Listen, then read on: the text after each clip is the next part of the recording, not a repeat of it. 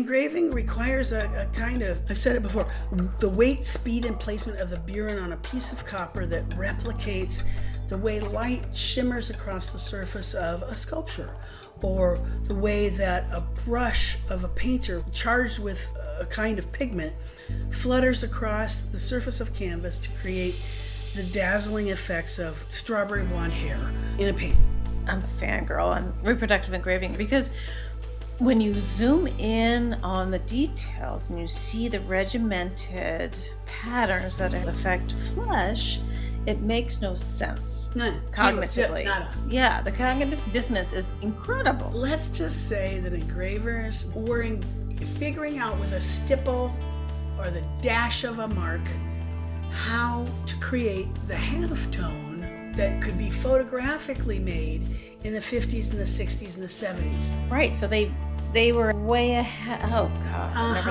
thought of it that way. This is Platemark. My name is Ann Schaefer, and I'm an independent curator specializing in prints and printmaking. You have found us at Series 2 of Platemark, A History of Western Prints. My partner in crime, Tru Ludwig, will join us in a second to talk to us about reproductive printmaking. One can't really talk about prints and printmaking in the West without talking about reproduction. So it's a topic that goes all the way back to almost the beginning. It's a core part of prints and printmaking and their history. So hopefully you'll enjoy it. You should know, however, that Tru and I were drinking martinis as we recorded this, a little drunk art history for you. Plus the martinis elicited some swear words out of both of our mouths. So for the very first time on Platemark, you are going to hear some bleeping out of swear words. 2 points of housekeeping before we get rolling. One, if you could review and rate us, that would be super helpful to us. The metrics for what makes a podcast successful keep shifting, and that seems to be one of them. Also, go on over to platemarkpodcast.com. There you will find the images we discuss in this episode, and also there is a support and donate button, which would be super helpful to us to keep the lights on. Okay, buckle up, here we go.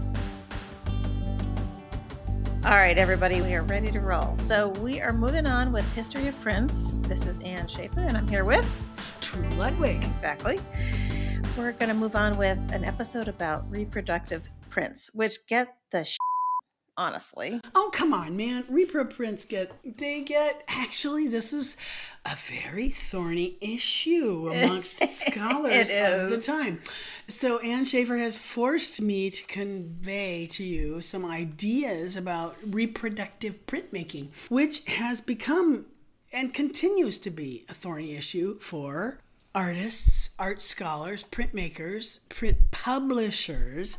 But if we go back to the very source of what making multiples of an image is, that gets us to the point of wonderment about reproducing an image. I feel like the history of prints is nothing without the reproductive print, because that's basically the whole undercarriage of the entire thing.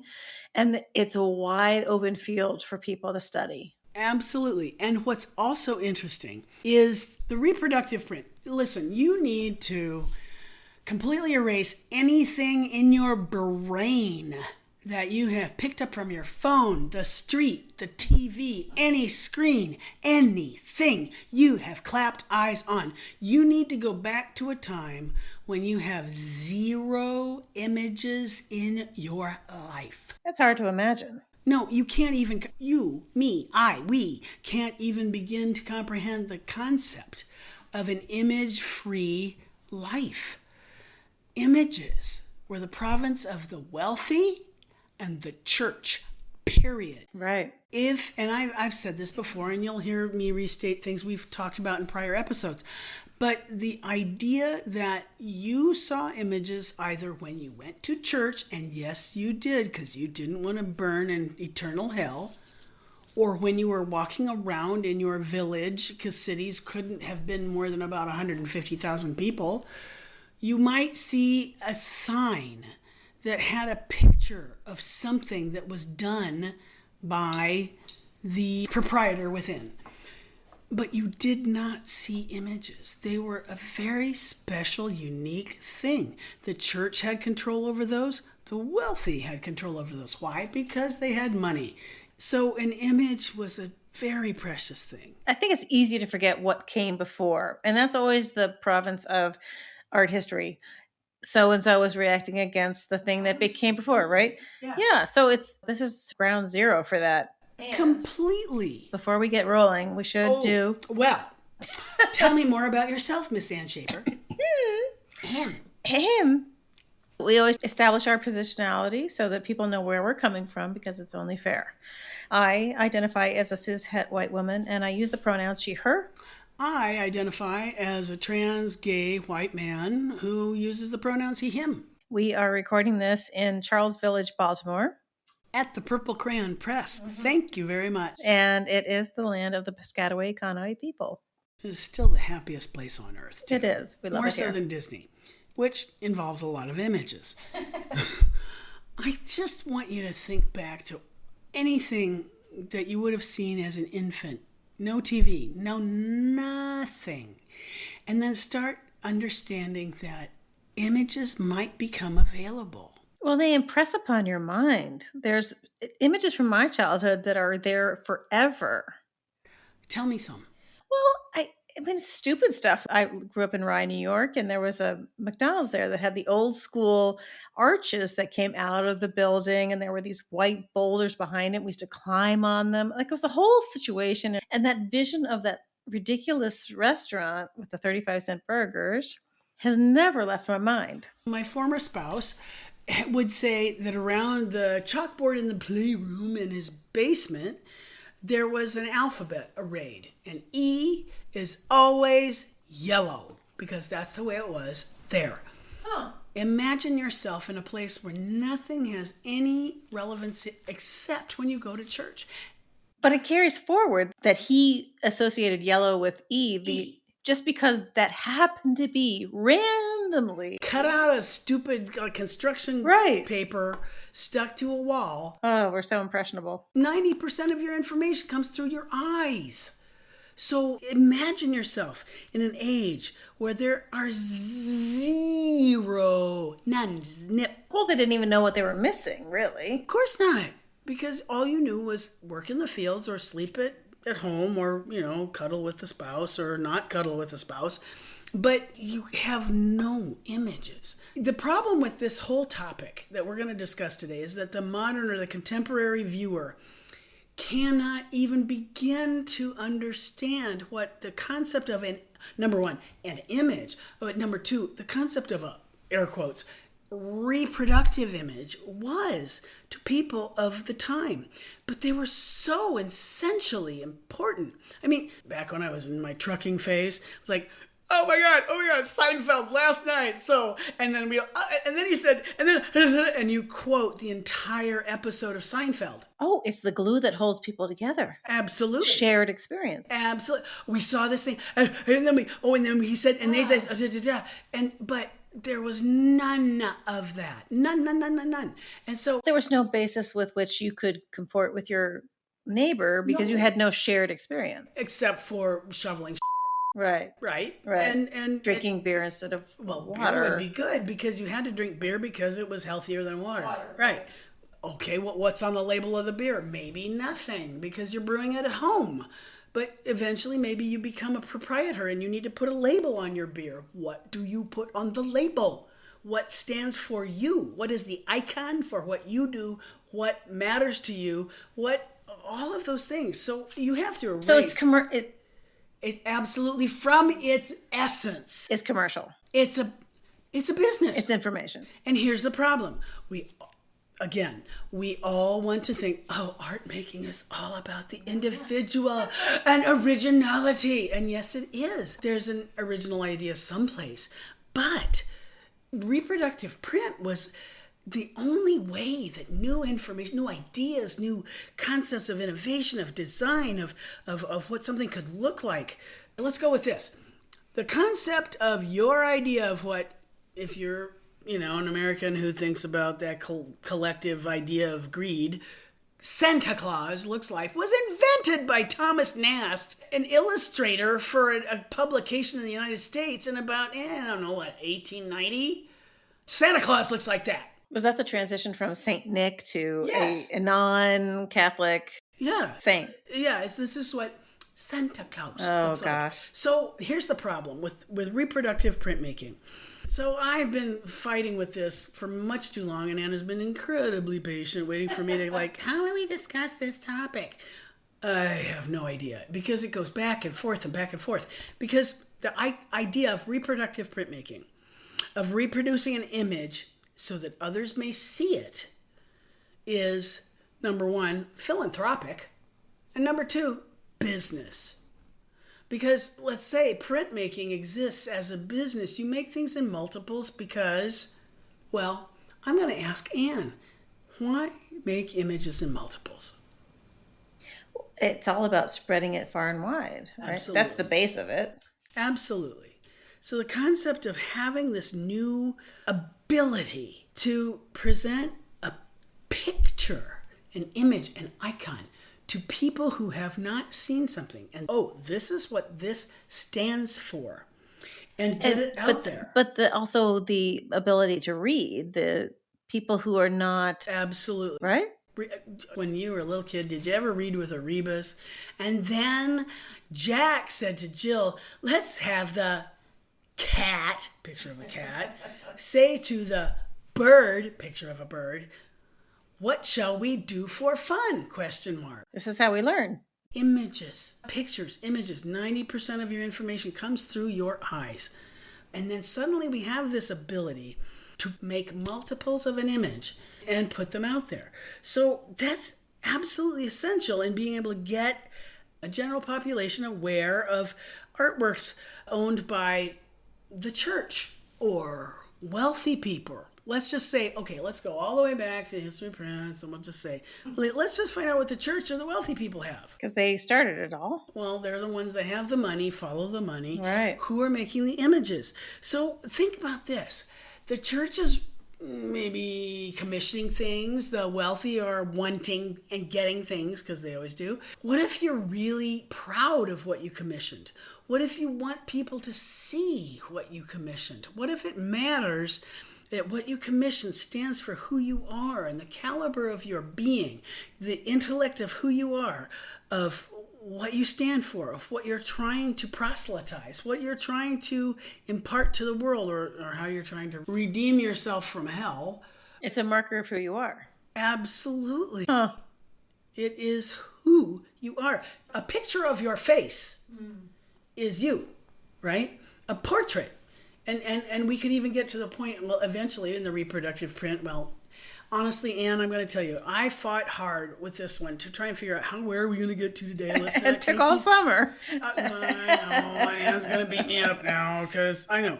But this is a really hard topic. It's a tough one. It's a really hard topic, because printmaking, reproductive, it makes multiples of an image. But to make a reproductive print, which is a reproduction of an image made by someone else for dissemination, is shall we say it's a problematic thing? Shall we say that it's you're not original, you're just copying? Oh, yeah, it gets complicated. Totally. Really fast. Very, very, very fast. Yeah. And the literature will tell you that it becomes very controversial. So I'll be honest with you, as I was slogging through trying to figure out how to bring this topic that Anne and I could enjoy together to life, I looked through Linda Holt's History of the Print in the Western World, 1996. But I will say that the other book that I bought, thank you very much, online for far cheaper than it would have been otherwise. There's a book that was written by Rebecca Zorach and Elizabeth Rodini of our Johns Hopkins University. It's called Paper Museums, Reproductive Print in Europe, 1500 to 1800. And it was published in 2005. Now, that's 9 years after Linda Holt's book. And to be honest with you, even in the time since then to now, which was actually... That seems like a lifetime between Linda Holt's and Elizabeth's book. It is. And that's 9 years? That's crazy. But 2005 to now, well, that's 5 minutes, or how many years? Too many. 17. But what about the print before photography book wasn't that Anthony Griffith? Yeah. Well, that's critical. Well, that just came out. So the concept here is that once upon a time, the reproductive print, if you were to read Linda Holt's, might seem as a very problematic issue, because Holtz asks, and this may seem terribly technical, there would be those that would say that the reproductive print, stymied, stifled, hampered, was deleterious, was detrimental. It killed it? To the creative What? printmaker. Yeah. Oh, for frick's sake. I love it when you say that. Because, all right, you, hello, listener, open up your wallet if you still use cash. Have a reproductive print in your wallet. It's called a dollar bill or a $5, a sawback or a double sawback. It's still that's a reproductive image. A $1 bill is a reproductive image of the portrait by Gilbert Stuart of George Washington, which he didn't finish all the way so that all of the 73 copies that he made of it couldn't be copied. I know. 73? Yeah, something ridiculous. I know. So, but the idea is that... Wait, but that just goes to show you that even in painting, that an artist understood that making more than one of a thing was a way to sustain his legacy. His livelihood. Absolutely. So it's not a far jump from there to prints, right, which are much simpler to reproduce. Can you imagine making 73 copies of George Washington's face with the tight-faced face with the teeth not there, right, whatever. Kind of nutso. Right, but it's on the dollar. But we all know the picture. Reproductive print. You have to just completely erase everything in your mind about what existed as print. So, the idea of originality. Right, that's the core of the problem. It didn't really exist. So let me just read you a tiny squib. It might not seem so tiny, but it comes from a 1961 publication about what is a print.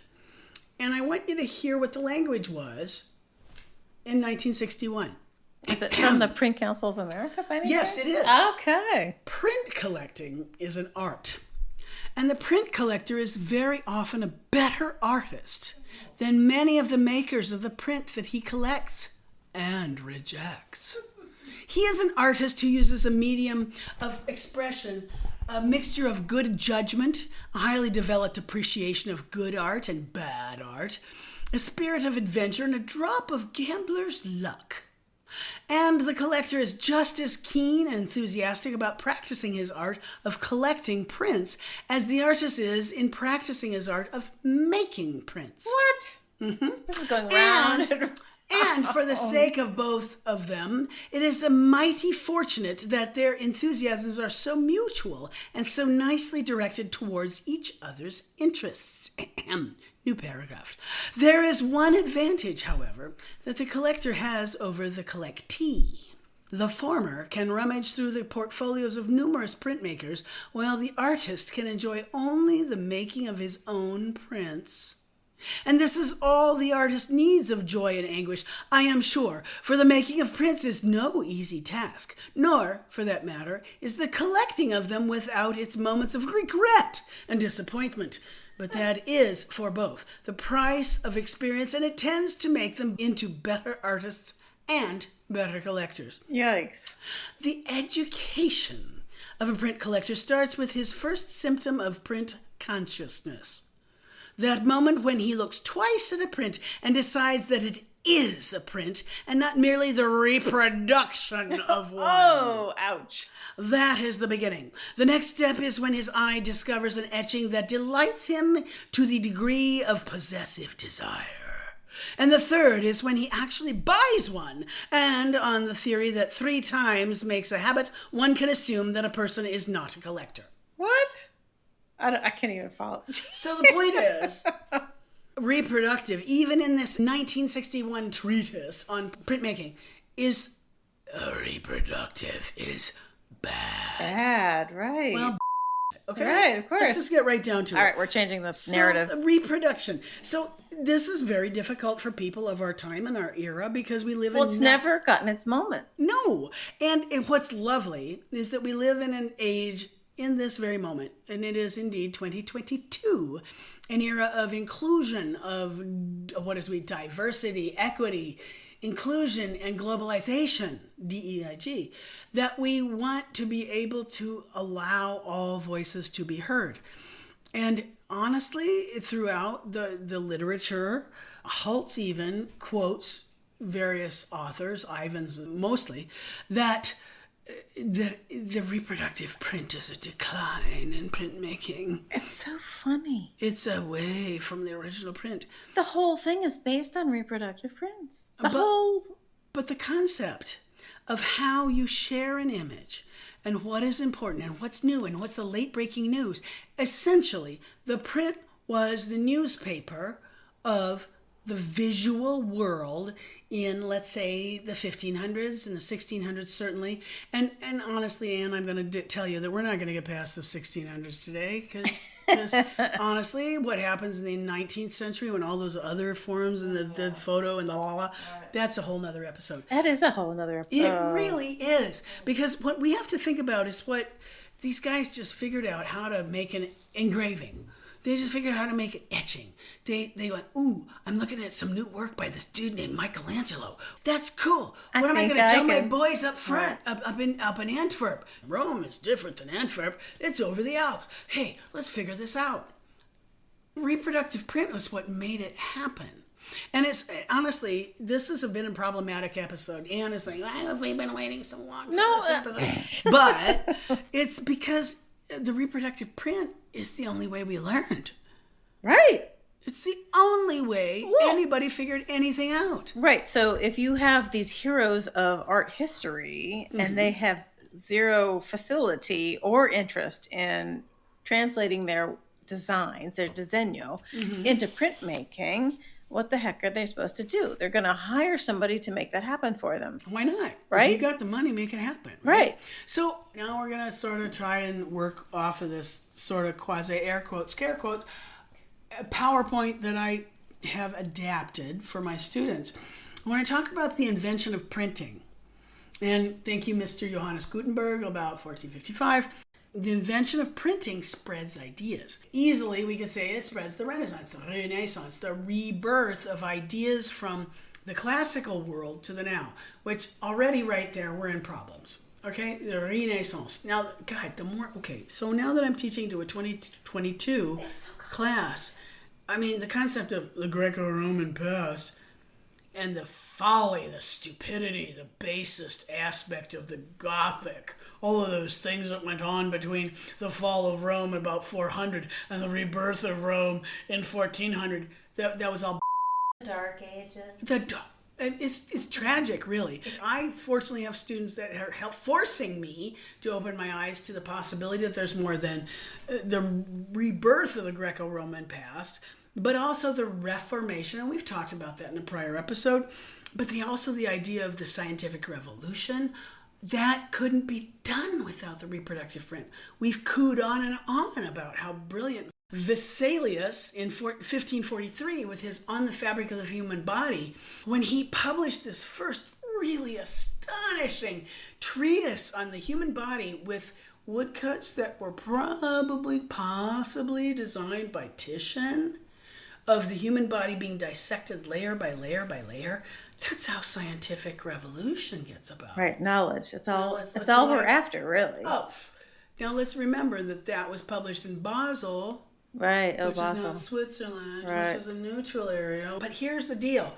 That the Renaissance ideas were spread by reproductive prints. And honestly, it's fascinating to think about how down the nose so many people look at these. And now I've come to realize how absolutely essential reproductive prints were. Well, and I think the other thing that people forget is, which I always like to remind people, it's an equal amount, if not greater amount of skill that needs to be placed on the copper plate or whatever they're using to reproduce something as it is to create something that is quote unquote original. Thank you, Ann Schaefer, for putting that welcome. So well. So my little notes right here are to tell you about two things that I own, which are ridiculous, but I own them. One of them is a mezzotint by John Sartain, who was America's preeminent mezzotinter in the 1820s, painted by Sir Joshua Reynolds of the British Royal Academy. Indeed. In, I think, 1743. He was the man. After his painting. But it was published in America in the 1820s of a child looking fervently towards heaven, praying, because it was the period of the Great Awakening in America. So it's this time capsule of an image grabbed from British, academic art that has been captured for Americans of an infant Joseph, the daddy of infant Christ, praying to God, that was there for everyone, that they could own it. And now I own it. I'm a dork from Iowa. But I have this piece of art that was created in 1820s after painting in 1740. And that's a reproductive print, and it's really swank. Because honestly, mezzotint was a beautiful way to reproduce paintings. It was. It's eerily photographic. It is weird. Oh, yeah. Very strangely so. The second was a print that I bought when I was writing my master's thesis for art history. And I was writing on Rosa Bonheur's Horse Fair and its popular acceptance in America. And I thought, nobody's heard of this stupid painting. It was painted on a woman artist in the middle of the 19th century. Blah, blah, she was French, blah, blah. And I mentioned it to my mom, who was born in 1927. And I mentioned it to my mother's husband, who was born 13 years prior to that. I said, it's Rosa Bonheur. Said, oh, they said, the Horse Fair lady. I went, what? They knew. They knew. Oh, wow. Why do you know that? She said, oh, there was a print of that over our piano. Oh, we knew that. They showed it in school. Are you kidding me? Reproductive prints of Rosa Bonheur's Horse Fair, which is now the Metropolitan Museum of Art, that was such the thing in the 1930s. Kids in the Depression were looking at this painting by a woman artist who was painting it in the 1850s in France, of all of the kinds of big draft horses that were pulling the plows and forging the plains of the Midwest in the 1930s. And I have this silly little lithograph of that painting.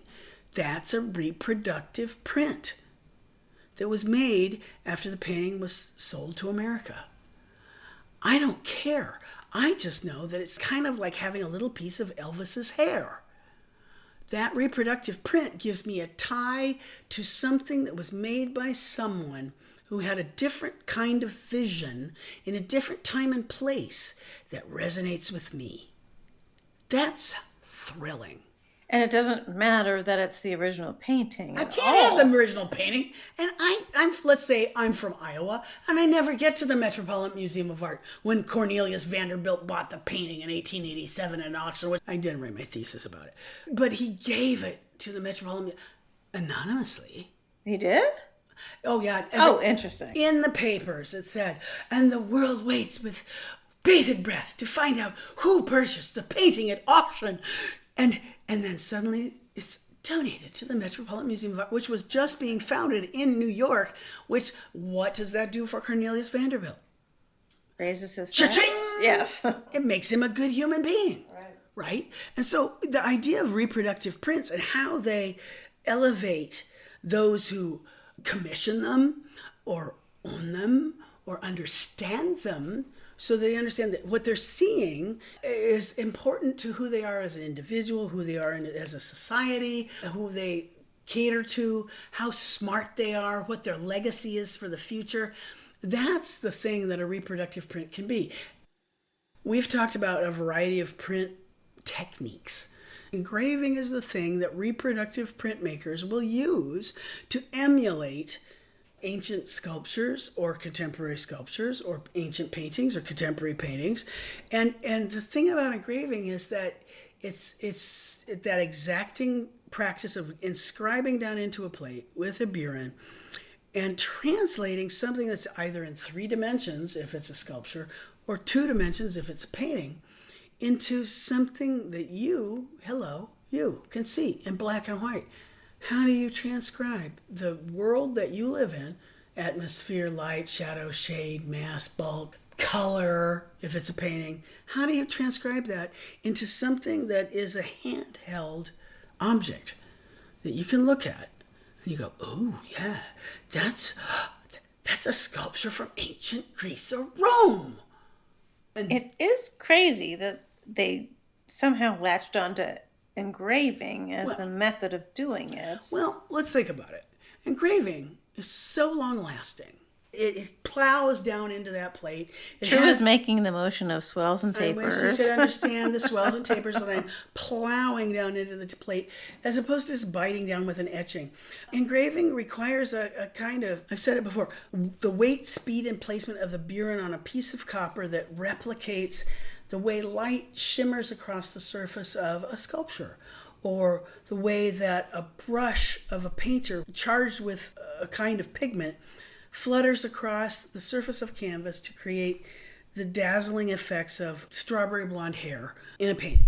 I think that's what makes me the most, I don't know, I feel like I'm just like a fangirl on engraving, reproductive engraving in particular, because when you zoom in on the details and you see the regimented patterns that have been put in place to affect flesh, it makes no sense. None. Cognitively. Nada. Yeah, the cognitive dissonance is incredible. Let's just say that engravers back in Like 1550 they really were figuring out with a stipple or the dash of a mark how to create the halftone that could be photographically made in the 50s and the 60s and the 70s. Right, so they were at way ahead. Oh, God, I never thought of it that way. And here's the thing.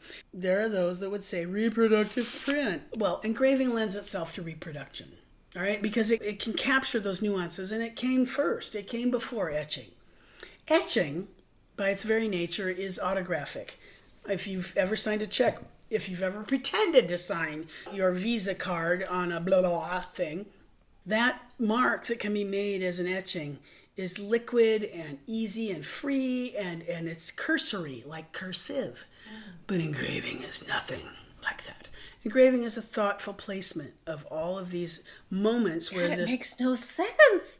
But here's the thing. It's incredible. The engraver has to be able to translate what's there, which is, number one, it's a translation of what was seen or unseen by the artist into something that can be carved into a copper plate. Wait, so we should back up and say that the people who are creating these reproductive engravings of, say, a painting, possibly went to Venice to see the painting or wherever. Oh, absolutely. But maybe not. Maybe they got a drawing. But they're still supposed to affect this idea of grandeur and color in these crazy swells because they're black and white. They have to translate color, light, they're shadow. They're the heroes. Mass, yes, into something that is black and white on a two-dimensional surface. You have an on switch and an off switch. You have black, you have white. And you have to figure out a way to interrupt the mind field of what that is to convey what something is. And that is the question that Linda Holtz in her History of Prints in the Western World, she asked the question, did reproductive printmaking subvert the printmaking from original? What? Oh, yeah. Oh, come on. Did it stifle or thwart the creative impulses of artists who could have been printmakers? It's its own artistry. It is. And that's what we understand now. Right. But that wasn't something that may have been understood by her or by... Which was only, 30 years? 1996. It's a long time ago. Reproductive prints are very different from original prints. Indeed. People... Okay. Yes, so maybe we haven't made that clear. So maybe we should go back to base one. Thank you. Hit it. Okay, what we're talking about is an artist who is assigned a job where she is supposed to reproduce in engraving, usually, somebody else's either sculpture or painting or maybe drawing. So when you see one of these prints, they're pretty formulaic sometimes, but if you zoom in, you're like, holy crap. But at the bottom it says... Anne Schaefer was the engraver after me, an image by Tru Ludwig. So there's a step back from the originality that people have found problematic for a long time. So it's already a Xerox of me. Right. All right. So you've already got one step of right, one step back. Yes. One thing that we do know is that many reproductive prints were made by means of engraving into a copper plate. And so, again, the question would be, did reproductive printmaking subvert creative printmaking? Did it? Imagine Rembrandt with his happily grounded copper plate, and he's scribe, diddly, drawing, doing his beautifully dazzling, flourishing little strokes with what his we scribe. call autographic. Autographic. Because he is drawing. He's literally drawing his drawing, writing his drawing, but that's an original print. He's not copying anyone. He's making his original idea. Engravings are trying to give the essence of something else. I still think that modern or contemporary viewers have no concept of what those things meant to the way reproductive prints were received in their own era. Because the idea of an original print was not really... No, it wasn't that. We hadn't figured that out yet, right? And remember also, just the concept of making prints is a business. If you're going to make more than one, you're making prints. And if you're making prints, you either really mean what you're saying, or you're trying to make money, or hopefully maybe both. Look, the reason we're doing this, for people who don't quite get why we're doing this, is to share our love for the print world, but also to make clear why it's critical to our understanding of humanity and our human history, our shared human history. And the thing that made this so tricky for me, I mean, obviously, Anna and I have taught history of prints 15 years at least together. This is a really wrinkly topic. Various scholars really look down their noses at the concept of reproductive prints. But if you think about what service the reproductive print was offering, it's phenomenal.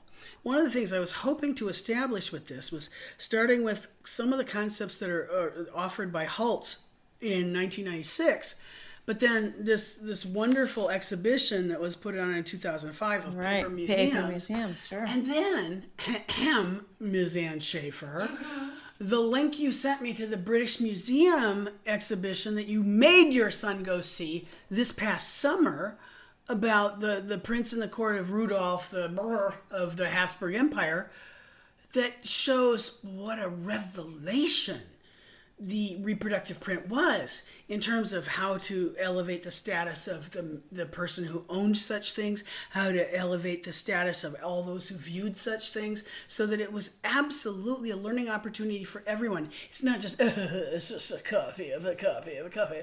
No. This was an opportunity.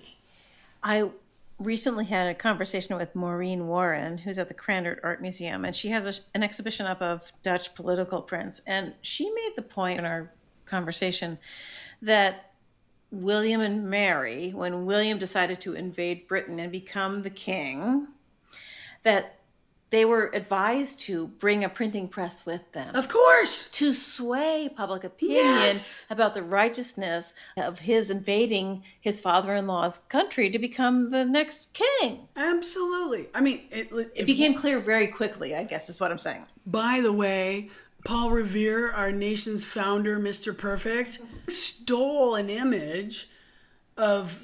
Oh, is that... Oh, God. Oh, he totally stole that. Oh, God. Oh, yeah. I mean, that was a reproductive print of a drawing that had pre-existed. He stole it.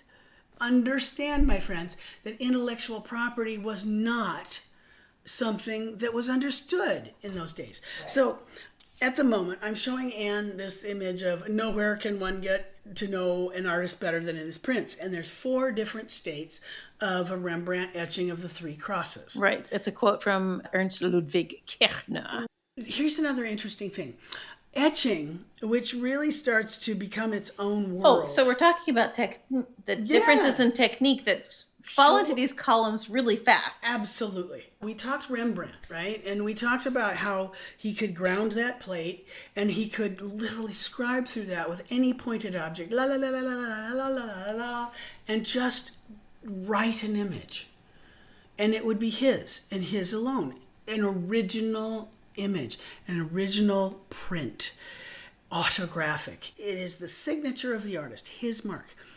But engraving lends itself so beautifully to reproductive prints. Now, one thing I'm going to do is a little veer off. It's fascinating that that one technique could, I mean, it makes total sense when you think about the action of the technique, but that it fell so quickly into this idea of autographic versus reproductive. Well, I'm going to put this out there for you too. All right, we're going to stake our stake in the sand. Oh, our stake in the sand is that Arthur Hind, who is a phenomenal scholar, early important scholar on the history of prints, would say that engraving gave itself up, essentially like a virgin to her rapist, to the concept of the reproductive print. And gave up everything. And we lost so much because no original artist would do engraving anymore. Until Hayter. Exactly. And my little notes did say until SWH. Hello. Well, duh, because that's Anne's world. But it's true. We'll get there. But it's true. Because the concept that engraving is a tool, like a scroll saw, for making something happen. And yet it was Hayter who revitalized that in the 20th century. Right. Well, because they butted up against photography. Correct. But they haven't gotten the 19th century. They haven't gotten there yet. So one thing I wanted to remind Anne about was of the 15 years when we were teaching prints, history of prints, was the final project for so many students was that they were required to replicate a print that they had seen in person at the Baltimore Museum of Art as closely as possible to scale with the same exact materials. So, for instance, at the moment I'm showing a wonderful print that was done by Aaron Womack of a little goby, a little dwarf person that was created by Jacques Callot. And I have the copper plate. Oh, you have the plate? Dear Aaron. I have no idea what I've got left. So it's absurd. Somebody's got to clean this house out. I have to tell you, the day when the students had to come forward with their product was just the best. Oh, you mean the last day of the semester? Best day of the semester. To show what they'd learned. Yeah, so fun. Yeah, because they're like, here's what I saw. Here's how I recreated it. I had to, in this case, use the exact same tool that the artist Callot had used to replicate the movement of an engraving tool to look like it, blah. But it's so, this is where people poo-poo studio art students in a way that is unfair, because the art historians could never take in a Callot print of a caricature of a dwarf like this. No, never and once. Say anything intelligent about it. And yet this person... She killed this. Had to work at it. Had to figure out how to use this bizarre tool. Get squished through the sausage maker and figure it out. The next one is Adrian Figgis, who reproduced a portion of a Piranesi print, which was the drawbridge from his Prisons series in the 1780s. And wait, Adrian Figgis, that's our favorite Northampton yes. Adrian Figgis. Yes, this is Adrian Figgis's. Love you, Adrian. Wouldn't you say this is a reproductive print? I'd forgotten about this one. That's why I'm showing you this. So long ago. Oh, it was the very first year. Look how exquisite this is. Adrian, well done. Oh, come on, man. You can see that this is really exquisitely understood. We haven't gotten to Piranesi yet. Oh, we will. He'll be an episode by himself because he does these very sort of staid, views of Rome, but then he goes into his imagination in ways that you would never, ever expect. No. And which you see on the screen when you go see a Harry Potter movie. Oh, God. It's incredible. This is totally Gryffindor. It's incredible. That's the Stairways of Gryffindor. Yes. But is this not a reproductive print? It is. And it is a way to learn exactly what the artist was doing with what tools, using what media, how hard do I push, how long do I bite it, what scale do I use. That's all there. This is freaking heroic. All right, now here's a one that was fascinating. This is a lithograph, and unusual because it is a lithograph, by Abigail Uteg, who is hot spit now in the conservation world. She is. Hi, Abby. Oh, she killed it. It's Nadar elevating photography to the status of a fine art. Yeah, Nadar is an early photographer in Paris. This is a great and he's in the basket of a hot air balloon. I still have this plate in my Shh, Abby. It's actually a stone. I Abby, have a stone in my Abby, office. don't even. Okay, so But the funny part was that Abigail was so in love with letterpress that had to recreate the text at the bottom, and recreated it, of course, but it's wrong reading because of the law. In letterpress? Yeah, that's the compositor stick right there. Oh, It's so dear. But my point is that my history of print students, as glorious they were over all of these years, had to do a reproductive print at the end of every semester. well, this is the thing that I think other professors probably will never do, and which will mark that slice of time at Micah as glorious, was when we were able to pull it off and do it at Micah and at the BMA and get the students to really engage in a way that they never probably ever could have otherwise. Yeah, and the thing that kills me is how devoted they were. If we think about the devotion of them to this task of reproducing an artwork, in this case I'm showing a woodcut by Kandinsky that Shane Darwent reproduced, which should have been in reverse but wasn't. Come on, man, he freaking killed it. It looks really close. Yeah, and it's a Kandinsky of a rider on a horse, like the Blue Rider. This is a beautiful 1, 2, 3, 4 block woodcut. But the question is, because the assignment was either copy something that you fell in love with, or take several aspects and make them your own. Correct. That you got a very different. You could get, hey, I'm going to reproduce the Callo Stephanasa Bellissima, whatever. Mm-hmm. I can't even say it. Or something that would be so meaningful. I'm a film video major, and I've never made a print in my life, but I'm going to recreate the rape scene by Kollwitz with a video that I've made and do it in incredible. And that was a reproductive print too. To reproduce something faithfully was one thing, but to take some ideas and twist it through the sausage maker into your own idea was a whole other level. And we saw some glorious things in our 15 years. Oh, buddy, did we ever. We did. I mean, 15 years of, God, there was 30 students or 25 or whatever the numbers were. Let's just say that there were 20 per semester. That's a lot of students. It's just amazing to realize what these students accomplished. Here we have Klinger being restated by Kelsey Beyer. Oh my God, Kelsey. Yes, it's Kelsey Beyer restating Seduction. Dude, this is an aquatint of the highest order. This was 2005. It was? Yes. Look at this. I mean, it's a little too dark. Yeah, it's a little too dark. Kelsey, good job. But the thing that I think gets missed, I think when people are in school or they think about students being in school, they think that the professors have it all together. Right. Right.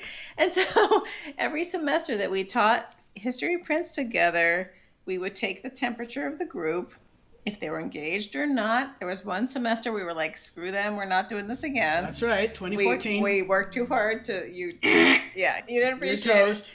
But the beauty of it is that you as the professor and me as the person who presented some things to them, could get them to engage in a way that took them down this path that they never would have gotten in a regular liberal arts situation, right? No. I mean, our school sounds like a bunch of hoo-ha to most people, my husband included. Indeed. Right? So, but I have always said, and you'll have heard me say this before, artists have different brains. They think differently. Yep. And the importance of nurturing that ability to take ideas and twist them into something else is important, and it should be honored. And then you press it out into the real world. Right. That's what makes us move forward as a society. Right. These students, we had some amazing students over 15 years. I had to throw these in so you'd see these reproductive prints that our students made. Oh. I know. Lysandra Del Campo. Oh, gosh. Knew the Day one, she already read ahead in the book. She looked at Lovis Corinth's death and death and the artist. Lovis Corinth is crazy. Lovis Corinth, brilliant artist, who'd had a stroke. Yeah. And had to completely retool his whole way of making art because his hands were impinged. Right, he switched from right to left. And she completely nailed this I as a forgot dry that. point. Oh, yeah. So the concept of becoming the artist as the printmaker, how do I put this in a plate? You're subverting yourself to the will of the initial artist. It's not about you. It's about the artwork. But it's about taking what you can from that. Mm-hmm. And I mean, it's almost like you're like this swirling light being and you're sort of wrapping tendrils around yourself. And then you suddenly settle down and you say, okay, I got it. Yep. And the whole time you're saying, I don't know what I'm doing, but I'm trying. Right. And I'm sitting there saying, you got it, because I have complete faith. I watched this young lady. I watched her come in the second day of class. I know what I'm doing. Wow. Nobody does that. They don't know that crap. This is like 14 weeks later, and she, bam! And she slams this thing on us, and it's brilliant. And is it the first dry point she's ever done? Yes, it is. And that's believing that what you're seeing is something worth reproducing. Well, yes, you've said that many a time, that you have to want it. And it's not just taking a pencil to paper. You have to work at it. You have to plan it. You have to be careful. Mm-hmm. It's unforgiving. But you have to have conviction. Courage of your convictions, the passion to do it. Now, we'll see some examples of engravers who figured out the system to reproduce things that they saw in an original painting. I find that amazing. It's absurd. I feel like we should create a palette of different versions of how to make marks, mm-hmm. just to make an example of mm-hmm. what that looks like. Because it's still about having let's be honest, your body needs to exert pressure with a particular tool on a particular surface with a particular, let's say it's acid, let's say it's an engraving tool, let's say it's a lithographic pencil. You need to figure out what does it. And here's the thing I figured out, that the reproductive printmaker is equivalent to the master printer these days. Oh. Because the master printer isn't there to exert their own ego and create their own image. Yeah. The master printer is there in the studio with every skill they have in their back pocket. They know they've got an arsenal of knowledge that they can bring to bear for you. But they look at you, the artist, and they say, what do you want to have happen? Right, they step back. And you, what do you want to have happen? Okay, we can make that happen with this soft ground, or we could use this, you could use dry point, or we could do open bite with some aqua tint, or we could da-da-da-da-da. They have these skills. The one student I was going to bring to your, Ben Elizada. Oh, right. Another history of print student. Hi, who Ben. Looked right at us and said, I don't want to be a printmaker. I want to be a master printer. The difference between an original printmaker and a master printer is that's the guy that makes happen and gets it done. Right. An original printmaker is me. I want it to look like this, and I'm gonna make it happen. Blah, blah, blah. I can't imagine communicating what is inside my you haven't worked up head to someone else and say, now get it on the plate that way. No, but Platemark listeners will have listened to Bill Hall talk about working with other people and stepping back and letting them dictate what they needed and making sure they facilitated every last thing. Mm-hmm. Yeah, it's a whole different section of So brain. The reproductive printmaker, I've come to realize in the last couple of weeks preparing for this, is a master printmaker. Oh, gosh. Brilliant. And the thing is that is what we're doing today. You know, there are people that don't want to be the original guys. They want to be the Patrick Smeecheks. Hi, Patrick. That is a tandem. Yeah. And he looks at you and he says, what do you want to have happen on this plate? Okay, This is how we can do that. Da, da, da, da, Brilliant. Da, da. Brilliant. Right? But that's the thing. You know, a reproductive printmaker also has to subvert themselves. I don't know if there are moments when I could be... Oh, you could do it. I could do it. I mean, okay, admittedly, I would happily do reproductive printmaking more than typing in degree plans for advisees. Yes. But if we arranged for an artist to come and make use of the purple crayon press, you would go out of your way and bend over backwards to make sure that their experience was productive. Of course. Right. Yeah. You have that in your brain. What do you want? What do you need? What has to happen to make this image be what it needs to be? Exactly. I mean, that's... Give us a call. We're open. Well, yes. So that's the concept with it. And one last one I have to show you. Golly. It's okay. And you know, I honestly think you probably want to show these reproductive prints. Oh, I have to totally show them. Oh, this is Eileen Shigagawa. She did the mother by Keita Kollwitz. This was a drawing major who had never carved before in her life. She just totally embraced every mark that Keita Kollwitz used. But she used oak as the wood that she was carving into as opposed to pine. Pine has zero personality. It just says, ink me up. Okay, fine, hi. But Eileen used oak, which is so unforgiving and so mean and so hard and so awful. And she did such a great job. But oak also says, hi, I have this grain. My wood has this personality. I will show up in this print. But look at Anne. Look at how beautifully she did. Gosh. That's the perfect example for what the signature of a wood or the personality of a paper or the personality of an ink, all of these are participants in what makes an image.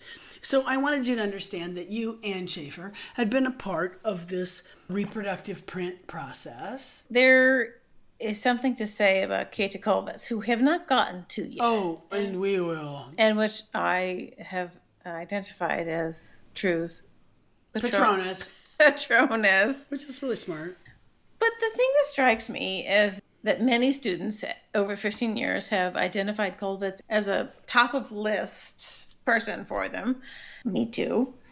But when I talk to people sometimes and they kind of poo-poo this idea that print should be controversial or saying something difficult. And I think, what are you going to do?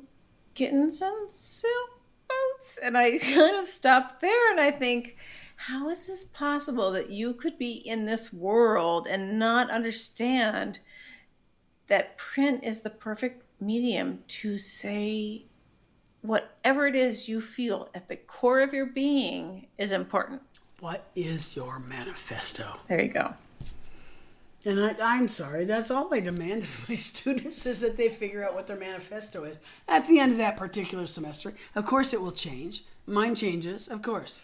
But that's the thing that professors at our school may not quite get students to, which is let's progress your thinking about what it is you need to say, want to say, or are able to say. I feel like I've talked to many students who are just, happy to do whatever it is they're doing, but they don't quite understand the power of what can be accomplished by putting things out there in multiples. Well, some people don't want that power.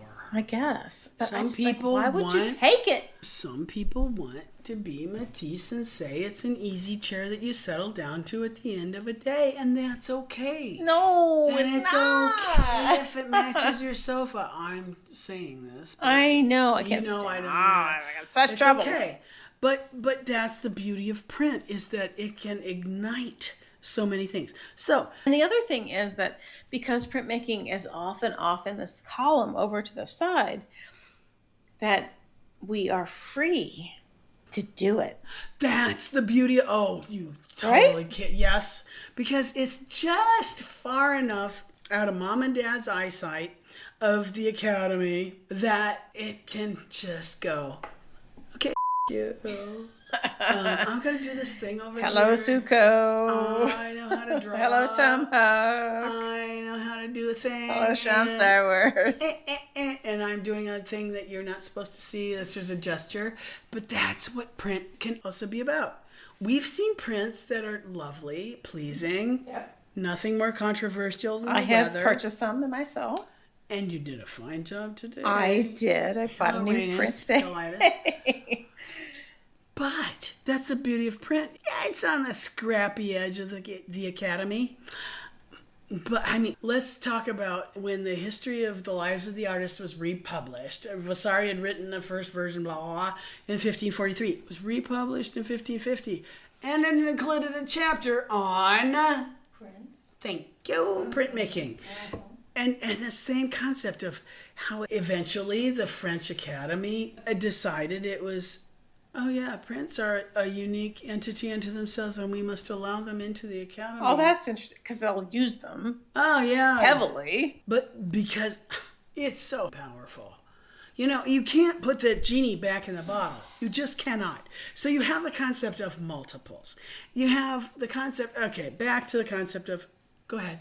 Well, but the issue is that the idea of multiple images out there and fine art are having a hard time marrying each other. Yes.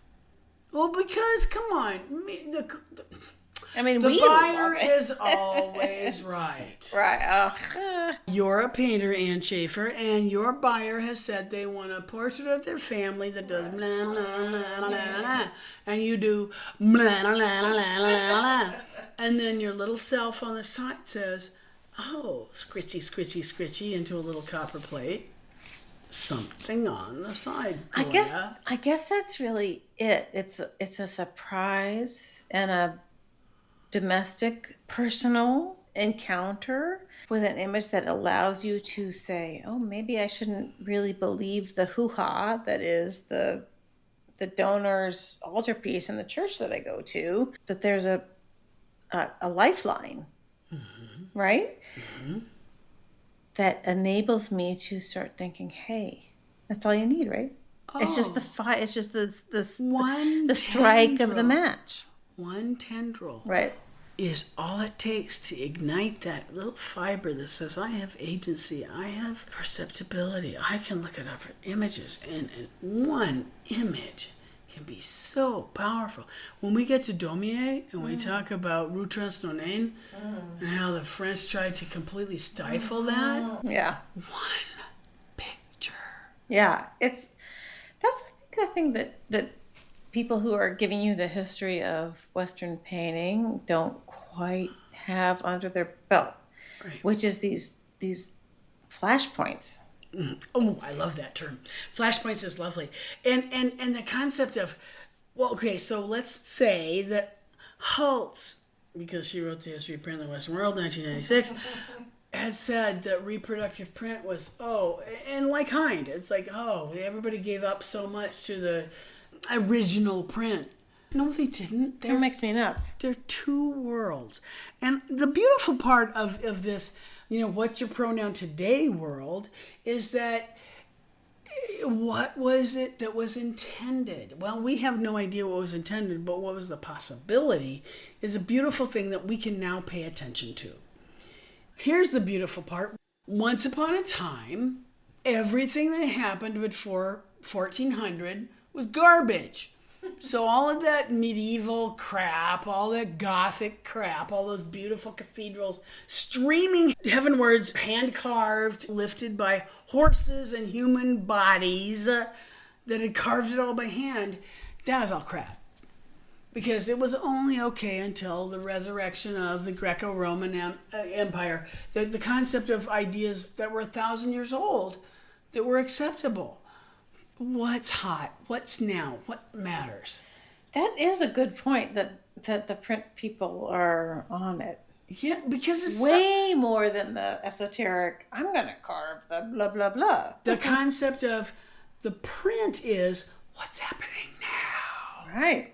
So there's worth in things that you don't find to be fine art because they push ideas forward in society, which is intertwined with, in my opinion, fine art. that we all need to pay attention to, because today, as we're recording this, Hurricane Ian is about to slam into lower Florida where my parents are. Mm-hmm. And you can't, well, you could, and people do, sit back on their sort of esoteric laurels.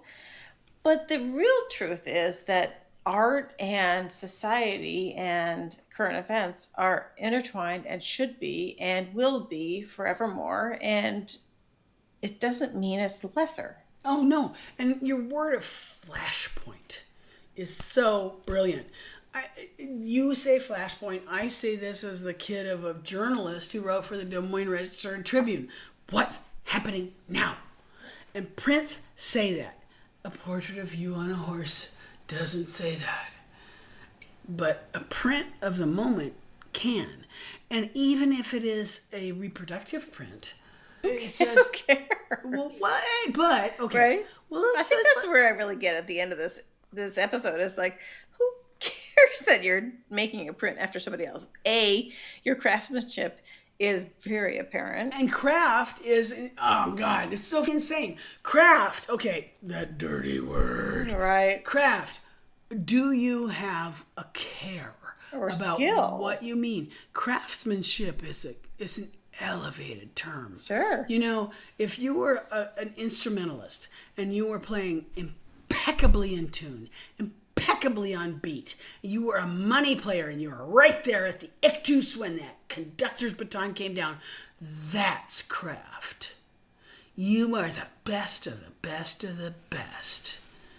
Now, if you're someone who's drawing some stuff, you could draw some stuff, or you could say, what's happening right now? What am I on? What's happening? How do I convey that? What can I put out there? That's magical stuff. You know, we look at the history of art and we talk about paintings and we talk about sculpture. It's a false hierarchy, right? And honestly, at the moment, I'm showing Anne two images. We've gone way back.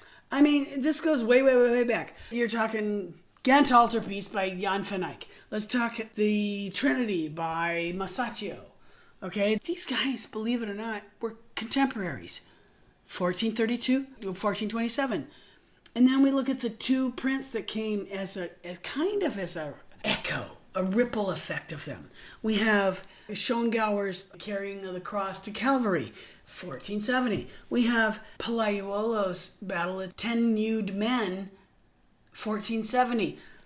If you look at those two, they couldn't be more different if they were opposite sides of your head. I like slide over there every time on these. And the fact is that reproductive printmakers said, you know what, there's something in between. And that's the beauty of that too. It's like, what's going on in Italy? What can I show to what's going on? But do you think there was like some council of reproductive printmakers that said, no, we're going to do this thing? Mm-mm. Or there was some organic, I'm going to make some money doing this thing, and they don't know what they're doing. Bingo. Right. I'm with the second one because it's like, if I were to show you 2 pages of how different the North was from the South at this particular time. Nuremberg Chronicle, 1493. The Hypnoratomachia Polyphily. Your favorite book ever. Well, it's not as pretty as the Nuremberg Chronicle, but they're within 6 years of each other. But if you were to look at different places in Northern Europe. But they're both letterpress printed. They're both employ woodcut illustrations.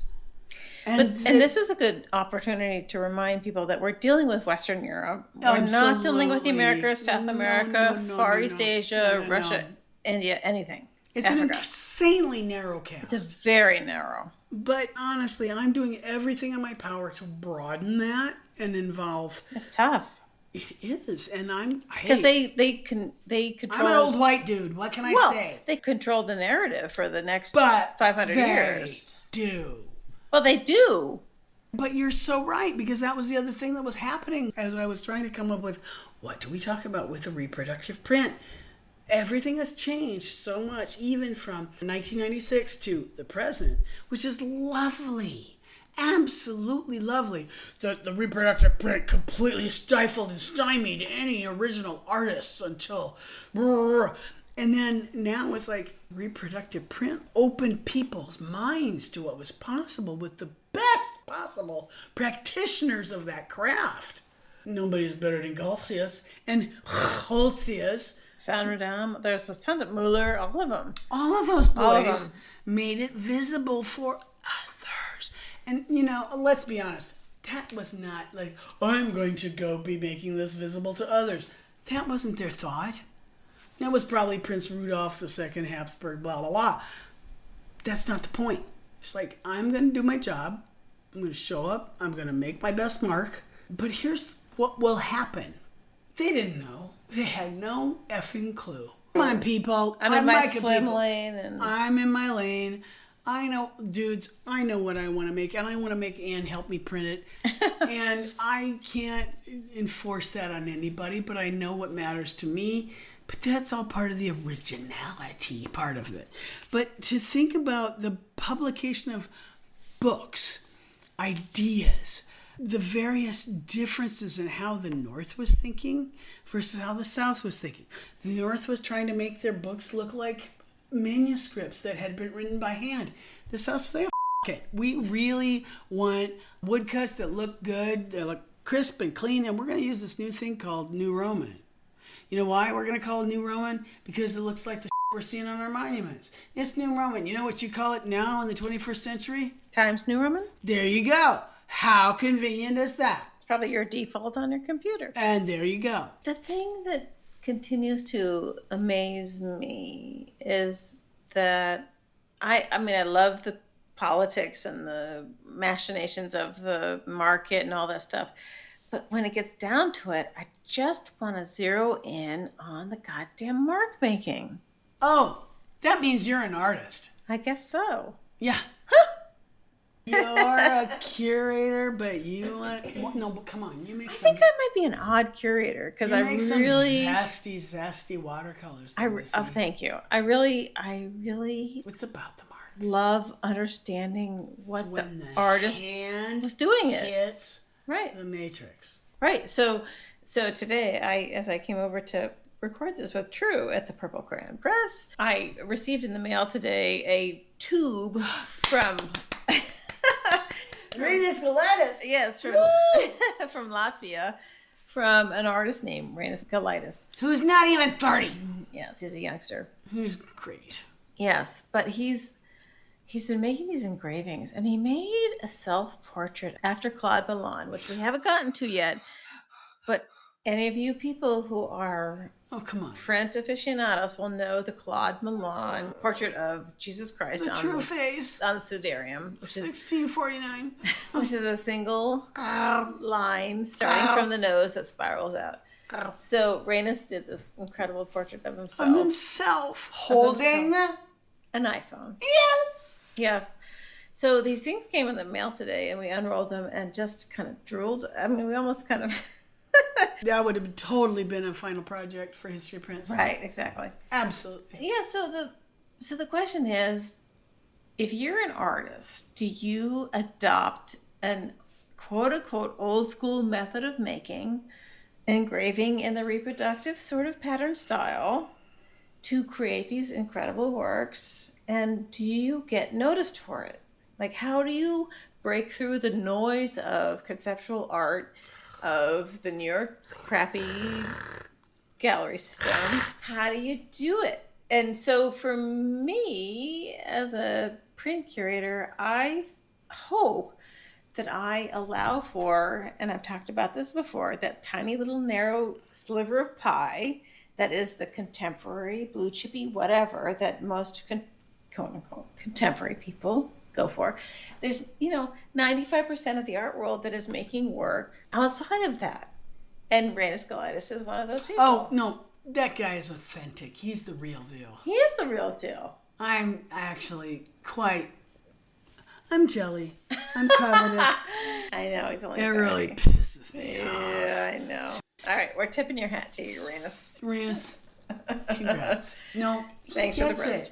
He would have been in History of Prints. Absolutely. I can only imagine. Well, this is the thing that gets me. So when I meet artists who are working in these modes that are a little left of quote unquote contemporary, and I just want to say, you should have been in History of Prints with us.